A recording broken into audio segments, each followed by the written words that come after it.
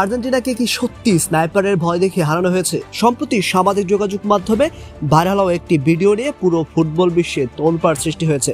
ভিডিওতে দেখা যায় ম্যাচ চলাকালীন স্টেডিয়ামের ছাদে সরাসরি রাইফেল তাক করে দাঁড়িয়েছিল বেশ কয়েকজন স্নাইপার।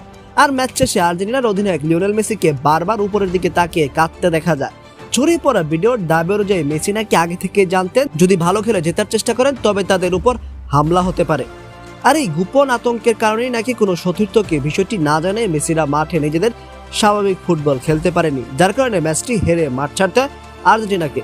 ম্যাচ চলাকালীন মূল ক্যামেরায় বিষয়টি সেভাবে না আসলেও গ্যালারিতে থাকা দর্শকদের মোবাইলে ধরা পড়ে ছাদের উপর স্নাইপারদের অবস্থান।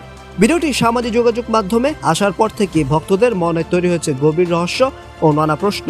প্রিয় দর্শক, এই চাঞ্চল্যকর ভিডিওটি দেখে আপনার কি মনে হচ্ছে? সত্যি কি আর্জেন্টিনাকে স্নাইপারের ভয় দেখিয়ে হারানো হয়েছে, নাকি এর পেছনে লুকিয়ে আছে অন্য কোনো চক্রান্ত? কমেন্ট করে আপনার মূল্যবান মতামত অবশ্যই জানিয়ে দিন।